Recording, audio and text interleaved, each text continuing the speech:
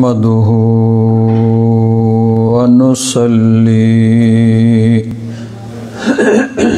ونسلم على رسوله الكريم أما بعد فأعوذ بالله من الشيطان الرجيم بسم الله الرحمن الرحيم قل يا أيها الناس إني رسول الله إليكم جميعا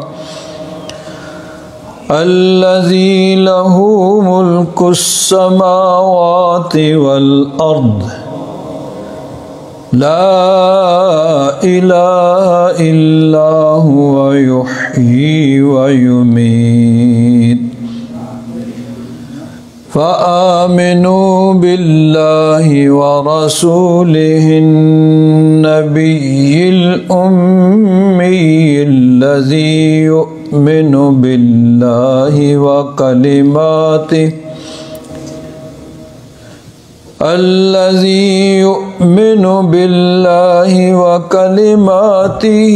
واتبعوه لعلكم تهتدون آمنت بالله صدق الله مولانا العظيم وبلغنا رسوله النبي الأمين الكريم ونحن على ذلك لمن الشاهدين والشاكرين والحمد لله رب العالمين إن الله وملائكته يصلون على النبي يا أيها الذين آمنوا صلوا عليه وسلموا تسليما اللهم صل على سيدنا ومولانا محمد وعلى آل سيدنا ومولانا محمد وبارك وسلم صلاة وسلاما عليك يا سيدي يا رسول الله وعلى آلك وأصحابك يا سيدي يا حبيب الله بلغ العلا بكماله كشف الدجى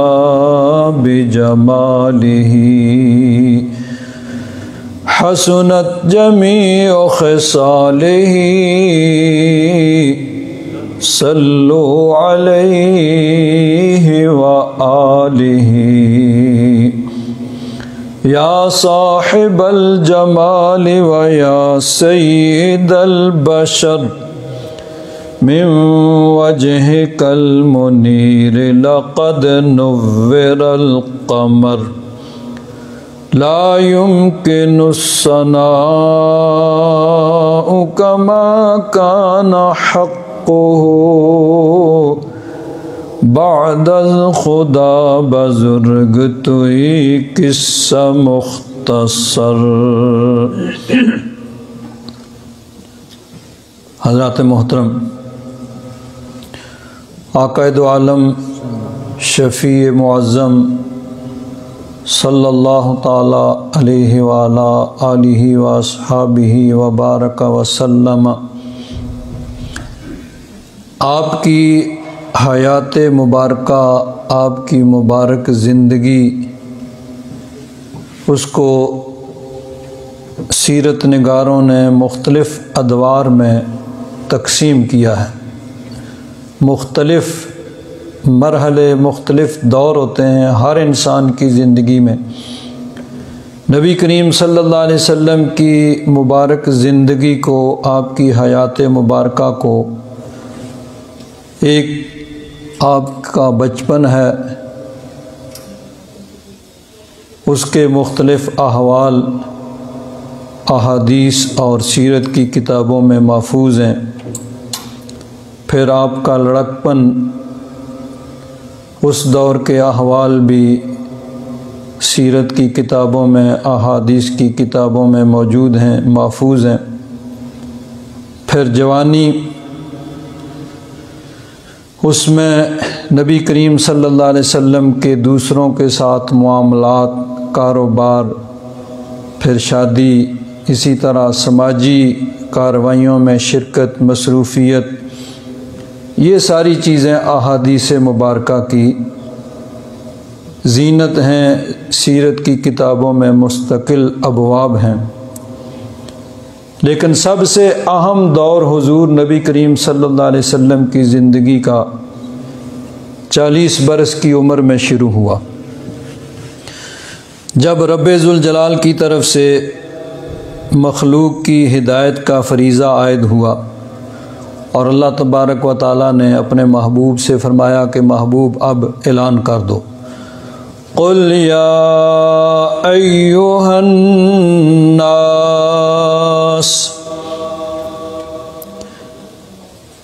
فرما دو محبوب اے لوگو، انی رسول اللہ الیکم جمیعا، میں تم سب کی طرف اللہ کا رسول بن کے آیا ہوں۔ ایھا الناس سے صرف مکہ والے مراد نہیں، عرب والے نہیں،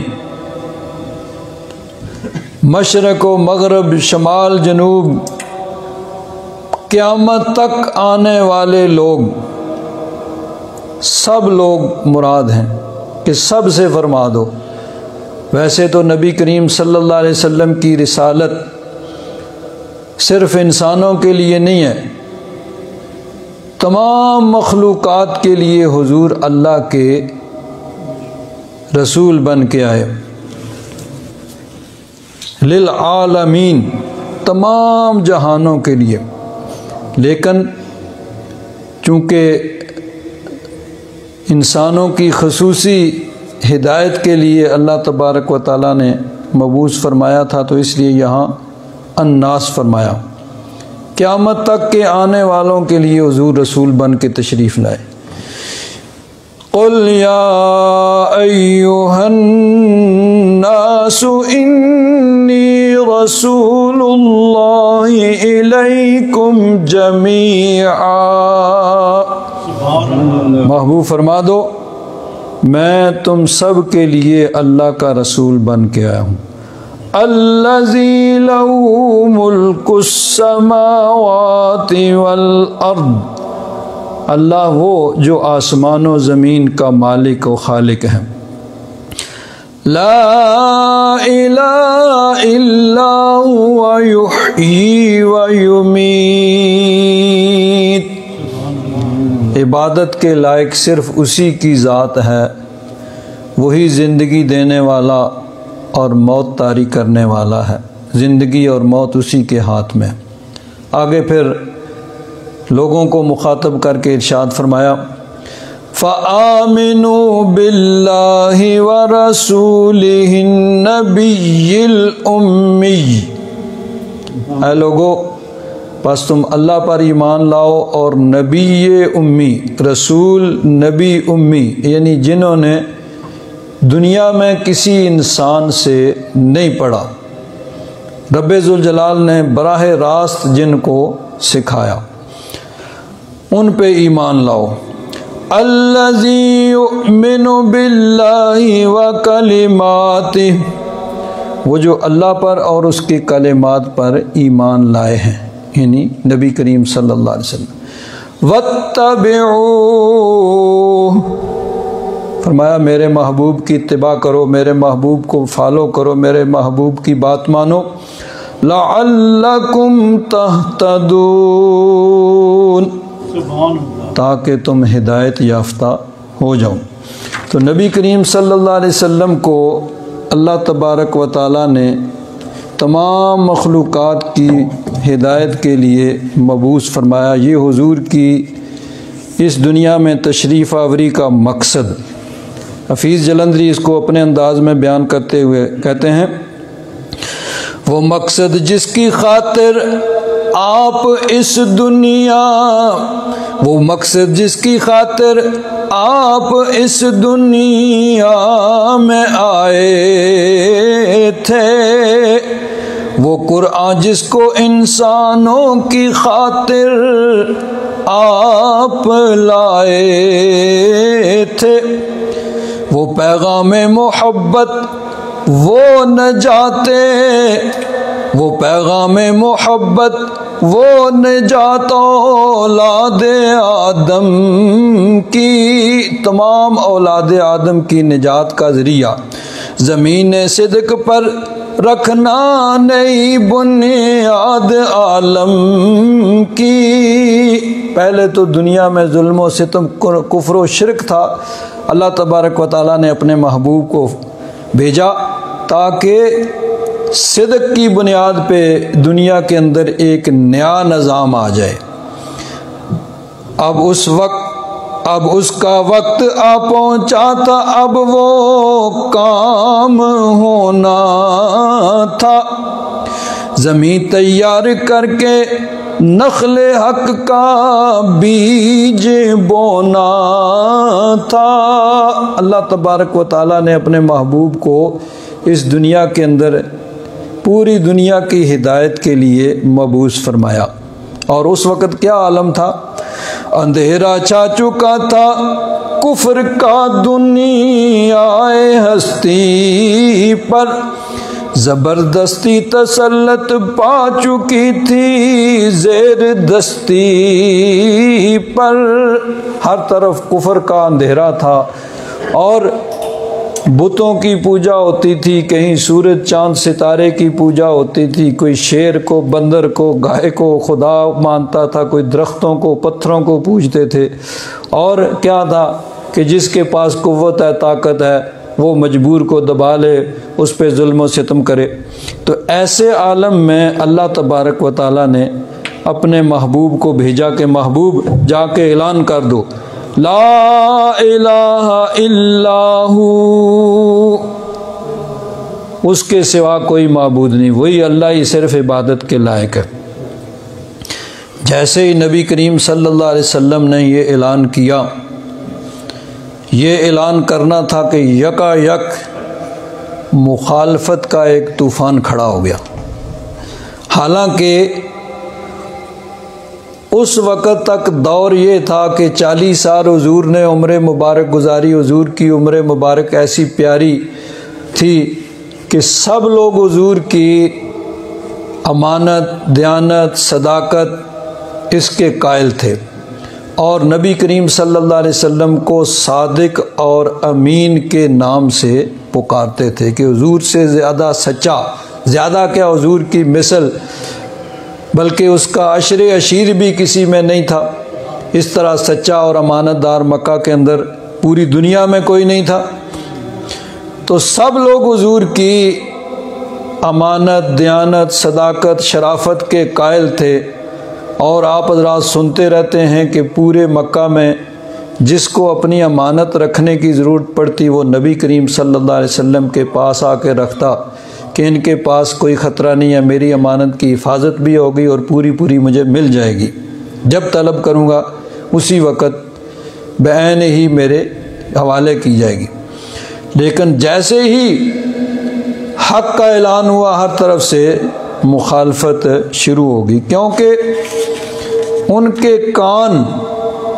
یہ بات سننے کے لیے تیار نہیں تھے۔ ہم نے تو 360 بت خانہ کعبہ میں سجا رکھے ہیں، اور ہر قبیلے کا اپنا خدا ہے، اور پھر جس طرح ہوتا ہے نا، وزیر اعظم آگے تقسیم کرتا ہے کہ فلاں محکمے کا فلاں وزیر ہے، فلاں محکمے کا فلاں وزیر ہے، فلاں محکمے کا فلاں وزیر ہے، تو بارش برسانے والا خدا اور تھا، جنگ میں فتح دلانے والا وزیر وہ خدا اور تھا، یعنی مختلف انہوں نے تقسیم کار کر رکھی تھی اپنے ہی خیال کے مطابق۔ پتھروں کے بت بنائے ہوئے، وہ پتھر کے اپنے ہی ہاتھ سے گھڑ لیے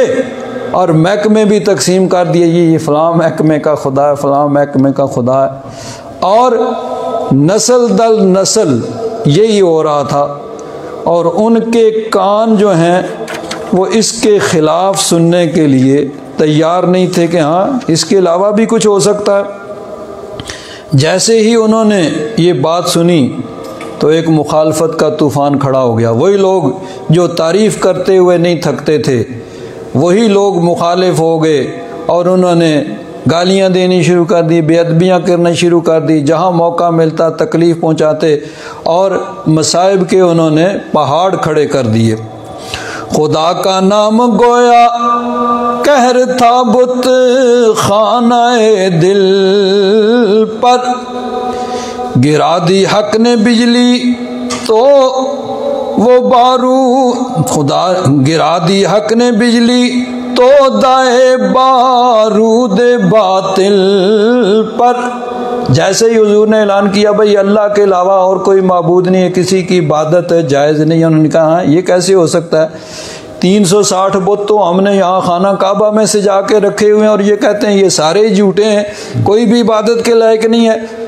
صرف اللہ تعالیٰ کی عبادت کرو اور کوئی عبادت کے لائق نہیں۔ ان کے کان یہ بات سننے کے لیے تیار نہیں تھے۔ غضب کی آندیاں منڈلا گئیں لوگوں کی صورت پر، نگاہیں سرخ ہو کر چھا گئیں نور نبوت پر، غضب میں بپھر گئے سارے قریش اس واز کو سن کر کہ ان کے پتھروں کو کہہ دیا تھا آپ نے پتھر، وہ پتھر ہی تھے تو ان کو پتھر ہی کہا بھئی یہ پتھر کے خدا ہیں، اپنے ہاتھوں سے ان کو تم نے تراشا ہے پتھروں سے، تو ان کو جب پتھر کہا تو وہ بپھر گئے۔ نہیں، انہوں نے کہا یہ نہیں، جسے دیکھو اسی کے منہ میں کفتہ کفر بکتا تھا، خدائے واحد خدا واحد ہے یہ گویا سمجھ میں آ نہ سکتا تھا۔ یہ بات ان کی سمجھ میں نہیں آتی تھی کہ ایک خدا یہ ساری کائنات کا نظام کیسے چلائے گا۔ ہم نے تو ہر محکمے کے لیے الگ الگ خدا بنا رکھا ہے، ہر قبیلے کا ہر خدا الگ ہے، سفر کا خدا الگ ہے، حضر کا خدا الگ ہے، اور یہ کہتے ہیں نہیں ایک ہی خدا۔ اور دلچسپ بات یہ کہ حضرت خواجہ معین الدین اجمیری رحمۃ اللہ تعالی علیہ جب کفرستان ہندوستان میں گئے تو چند مرید ساتھ تھے، لوگ بھی دیکھنے آ گئے بھئی کوئی فقیر بابا ہے، فقیر تو ان میں بھی اس طرح ہوتے تھے نا، تو انہوں نے کہا کوئی فقیر بابا آیا ہے۔ حضرت خواجہ نے وہاں ڈیرا لگایا، نماز کا ٹائم ہوا، آپ نے ایک مرید سے کہا بھئی اذان پڑھو، اذان پڑھی، نماز کا ٹائم ہوا، ایک نے اقامت کی، باقیوں نے صفیں باندھ لی پیچھے، آپ آگے کھڑے ہو گئے، امامت شروع کر دی۔ انہوں نے کہا نہیں بھئی دیکھو آج دنیا میں پہلی مرتبہ دیکھا، ہم تو جب پوجا کرتے ہیں تو خدا سامنے ہوتا ہے، ہمارا دیوتا وہ خدا جس کو مانتے تھے وہ سامنے ہوتا ہے، ان کے سامنے تو کچھ بھی نہیں، کس کو سجدے کیے جا رہے ہیں، کس کو پوج رہے ہیں۔ تو یعنی انہوں نے کبھی یہ چیز دیکھی ہی نہیں تھی کہ بت کے علاوہ کسی اور کو، یعنی وہ جس کو سمجھتے تھے، چلو بندر کو، ہاتھی کو، جس کو بھی خدا سمجھتے تھے وہ سامنے ہوتا تھا، اس کی پوجا کرتے تھے۔ تو انہوں نے کہا یہ کس کی پوجا کر رہے ہیں بھائی، کس کو عبادت کر رہے ہیں؟ آپ نے فرمایا اللہ تبارک و تعالیٰ کی عبادت کرتے ہیں، عبادت کے لائق صرف وہی ذات ہے۔ تو نبی کریم صلی اللہ علیہ وسلم نے جب کہا کہ اللہ کے سوا کوئی معبود نہیں تو وہ سب لوگ اٹھ کھڑے ہوئے۔ بتوں اور دیوتاؤں کی مذمت جرم تھی گویا، ہوا وہ شور و شر برپا قیامت آ گئی گویا، انہیں تو حق سے نفرت تھی یہ باتیں کس طرح سنتے، کھٹکنے لگ گئے کانٹے جنہیں وہ پھول کیا چنتے۔ تو نبی کریم صلی اللہ علیہ وسلم نے اعلان نبوت فرمایا، اور انہوں نے، اب ظاہر بات ہے کہ یہ بات تو سب کی سمجھ میں آ سکتی ہے، ہر سمجھدار عقل مند آدمی یہ جان سکتا ہے کہ یہ بت، یہ پتھر جن کو تم نے اپنے ہاتھوں سے بنایا ہے، چلو پتھر کے نہ ہوں، اگر سونے چاندی کسی دھات کے بھی ہوں گے تو اپنے ہاتھ سے ان کو ڈھالا ہے اور بنایا ہے، تو یہ خدا کیسے، ان کی پوجا کیسے جائز ہو سکتی ہے جو تمہارے ہاتھ کے بنے ہوئے ہیں؟ خود اپنا وہ فائدہ نہیں کر سکتے، دوسرے کو کیا فائدہ کریں گے؟ اپنے آپ کو نقصان سے نہیں بچا سکتے، دوسروں کو کیا نقصان کریں گے؟ تو ان کی سب سے بڑی دلیل، بلکہ ہمیشہ سے کفار کا یہی طریقہ چلا آ رہا ہے کہ جب انبیاء کرام نے آ کر ان کو توحید کی دعوت دی تو انہوں نے سب سے بڑی دلیل دی کہ دیکھو جی، ہمارے آباء و اجداد، باپ دادا، ہمارے باپ دادا، ان کے باپ دادا پر دادا، سب لوگ انہی کی پوجا کرتے رہے، اور اب ایک آدمی کھڑا ہو کے کہتا ہے کہ یہ جھوٹے ہیں۔ چنانچہ قرآن پاک میں اللہ تبارک و تعالیٰ نے ان کفار کے قول کو نقل فرمایا کہ انبیاء کرام کو کس طرح وہ جواب دیتے تھے۔ قالوا اجئتنا لنعبد اللہ وحدہ ونذر ما كان يعبد آباؤنا فأتنا بما تعدنا إن كنت من الصادقين۔ سبحان اللہ۔ انہوں نے کہا کہ کیا آپ اس لیے آئے ہیں کہ ہم اللہ وحدہ لا شریک کی عبادت کریں، یعنی اس اللہ کی عبادت کریں جس کے سوا کوئی معبود نہیں ہے، اور جس کو ہمارے آباء و اجداد پوجتے رہے ہیں ان سب کو ہم یکا یک چھوڑ دیں؟ فاتنا بما تعدنا ان کنت من الصادقین، بس لے آؤ وہ عذاب جس کو تم کہتے ہو کہ وہ آئے گا اگر تم سچے ہو۔ تو ہمیشہ کفار نے یہی جواب دیا، اور تو ان کے پاس کوئی دلیل ہوتی نہیں تھی کہ یہ پتھر کے یا جس بھی دھات کے تم نے خود اپنے ہاتھ سے بت بنائے ہیں بھائی ان کو پوجتے ہو۔ تو وہ کہتے ہمارے باپ اجداد کرتے رہے، تو وہ کیا سب گمراہ تھے، سب وہ بے عقل تھے؟ یہ بڑی دلیل ہوتی تھی، اور ہر نبی کو یہی کفار نے آگے سے جواب دیا۔ اب یہاں ایک بڑی اہم بات میں عرض کرنا چاہتا ہوں، آج بھی بعض لوگ ان آیات کو پڑھتے ہیں، قالوا اجئتنا لنعبد اللہ وحدہ ونذر ما كان يعبد آباؤنا۔ اس طرح کی بے شمار قرآن پاک کے اندر آیات ہیں کہ کافروں نے کہا کہ ہم ان خداؤں کو، ان بتوں کو، ان معبودوں کو چھوڑ دیں، ان طور طریقوں کو چھوڑ دیں جو ہمارے آباء و اجداد کرتے تھے اور تمہارے پیچھے لگ جائیں۔ ان آیات کو پڑھتے ہیں اور پھر اس کا غلط مفہوم نکالتے ہیں، وہ جس طرح حضرت علی نے فرمایا تھا کلمۃ حق ارید بہل باطل، بات تو درست ہے لیکن اس کا مفہوم آگے غلط نکالا جاتا ہے۔ اب بعض لوگ، مثلا ایک آدمی چاہے وہ دنیا میں کتنا ہی پڑھا لکھا ہو، دین کے بارے میں اس کی معلومات سطحی ہوں، اور ایک آدمی جس کا شعبہ اور پیشہ یہ ہو کہ وہ ہمیشہ یہی کام کرتا ہے، ہر وقت سوچتا رہتا ہے کہ میں نے اپنے عقیدے اور نظریے اس کو جانتا بھی ہو اور اس کو کیسے آگے میں نے کنورٹ کرنا ہے، کیسے آگے پہنچانا ہے۔ اب جب دونوں کی گفتگو ہوگی، وہ کوئی قرآن پاک کی مثلا آیت پڑھے گا، کوئی حدیث پڑھے گا، آگے سے جو آدمی زیادہ جس کو دینی معلومات نہیں ہے تو وہ کہے گا بھئی مجھے تو نہیں پتہ، میرے تو ابا جی ایسے ہی کرتے تھے، ہمیں تو اساتذہ نے ایسے ہی سکھایا۔ تو اب پھر وہ کہتے ہیں یہی آیت پڑھیں گے، دیکھو قالوا اجئتنا لنعبد اللہ وحدہ ونذر ما کان یعبد آباؤنا۔ وہ کہتے ہیں دیکھو یہ کافروں کا طریقہ ہے کہ وہ اپنے آباء و اجداد کے پیچھے لگتے ہیں، کافروں کے طریقے پہ نہ چلو، ہم تمہیں یہ بتا رہے ہیں۔ تو یاد رکھیں بات درست ہے لیکن اس کا مفہوم غلط لیا جا رہا ہے۔ ہم الحمدللہ اہل سنت و جماعت کے عقائد و نظریات، ہم اس لیے نہیں ان کے پیروکار کہ ہمارے ابا جی یا دادا حضور یہ کام کرتے تھے یا ہمارے اساتذہ یہ کام کرتے تھے یا ہمارے مشائخ یہ کام کرتے تھے، اس لیے کہ قرآن و حدیث کا مفہوم اور نچوڑ یہ ہے، اور ہمارے آباء و اجداد اساتذہ مشائخ الحمدللہ قرآن پاک اور احادیث کے مطابق ان کے عقائد و نظریات اور معمولات تھے، تو اس لیے ہم ان کو فالو کر رہے ہیں کہ یہ قرآن و حدیث کے عین مطابق ہیں۔ نبی کریم صلی اللہ علیہ وسلم نے قرآن پاک کی جو تشریح فرمائی، صحابہ کرام نے قرآن و حدیث سے جو مفہوم سمجھا اور جو عقیدہ اور نظریہ رکھا، صحابہ کرام کے بعد تابعین، تبع تابعین، ائمہ مجتہدین، محدثین،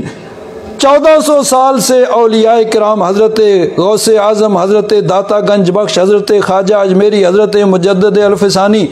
تمام بزرگان دین کا وہی عقیدہ اور نظریہ ہے جو صحابہ کرام کا عقیدہ اور نظریہ تھا۔ اور صحابہ کرام نے بھی قرآن و حدیث کو یعنی قرآن پاک کو صرف اپنی عقل سے نہیں بلکہ نبی کریم صلی اللہ علیہ وسلم کے ارشادات کی روشنی میں سمجھا۔ اور یاد رکھیں ہماری جو فقہ حنفی ہے، فقہ حنفی کے زیادہ تر مسائل حضرت عبداللہ بن مسعود کے اجتہادات پر مبنی ہیں، اور اجتہاد اسی مسئلے میں ہوتا ہے جس میں نص نہ ہو، یعنی قرآن پاک کی صریح آیت یا حدیث موجود نہ ہو، جو مسئلہ صراحتاً واضح طور پر قرآن پاک اور احادیث میں نہ ہو، پھر اہل علم قرآن و حدیث پر کو سامنے رکھ کر اجتہاد کرتے ہیں اور اس کا حل نکالتے ہیں۔ تو حضرت عبداللہ بن مسعود وہ شخصیت تھے کہ جب حضرت فاروق اعظم نے کوفہ کو بسایا، حضرت فاروق اعظم کے زمانے میں کوفہ کا شہر آباد ہوا، پہلے وہاں آبادی نہیں تھی، انہوں نے اپنی کچھ دفاعی ضروریات، کچھ معاشی ضروریات، کچھ اور اس طرح کی ضروریات، سیاسی ضروریات کے پیش نظر کوفہ کو آباد کیا، اور کوفہ کو آباد کر کے پھر انہوں نے کوفہ کو آباد کر کے انہوں نے کیا کیا، حضرت عبداللہ بن مسعود کو وہاں بھیجا کہ یہ نیا شہر آباد ہوا ہے، دور دراز سے لوگ آئے ہیں یہاں پہ، تو آپ لوگ وہاں قیام کریں اور لوگوں کو قرآن و حدیث سکھائیں۔ اور بڑا ایک تاریخی جملہ حضرت فاروق اعظم نے فرمایا،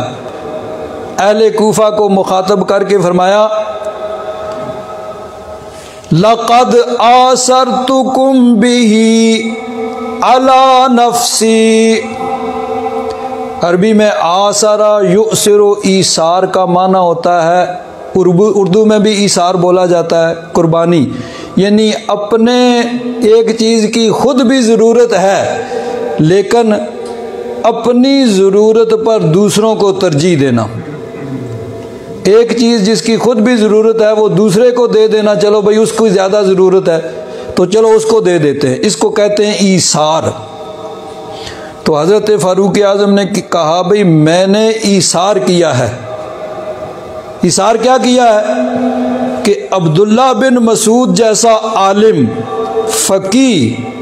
اس کی مجھے مدینہ شریف میں ضرورت تھی کہ جو بھی نئے مسائل ہوں ان کو کہیں بھئی تم قرآن و حدیث کی روشنی میں اس کا حل ڈھونڈو، لیکن میں نے کہا چلو دیگر صحابہ کرام یہاں موجود ہیں تو ہم جیسے بھی اپنا کام چلا لیں گے، یہاں ان کی زیادہ ضرورت ہے کوفہ میں، تو اپنی ذات سے تمہیں ترجیح دی۔ ضرورت ہمیں تھی حضرت عبداللہ بن مسعود کی، لیکن میں نے زیادہ ضرورت کے پیش نظر انہیں کوفہ میں آباد کیا ہے کہ یہاں لوگوں کی رہنمائی کرو۔ تو حضرت عبداللہ بن مسعود کے جو اجتہادات ہیں ان پہ مبنی ہے فقہ حنفی۔ تو یاد رکھیں کہ ہمارے الحمدللہ اہل سنت و جماعت کے عقائد و نظریات وہ سب کے سب قرآن و حدیث سے ثابت ہیں۔ نبی کریم صلی اللہ علیہ وسلم نے جو مفہوم قرآن پاک کا بیان کیا ہے اور صحابہ کرام نے قرآن و حدیث کا جو مفہوم سمجھا ہے اور جو عقیدہ اور نظریہ اختیار کیا ہے، وہی تابعین، تبع تابعین، ائمہ مجتہدین، مفسرین، محدثین، تمام اولیاء کرام کا وہی عقیدہ اور نظریہ ہے۔ مختلف فرقے وہ دنیا میں بنتے رہے ہیں اور ختم ہوتے رہے ہیں اور بنتے رہیں گے اور قیامت تک ختم ہوتے رہیں گے۔ یہ سواد اعظم جماعت اہل سنت و جماعت ہے جو صحابہ کرام کے مطابق عقیدہ اور نظریہ رکھتے ہیں۔ تو یہ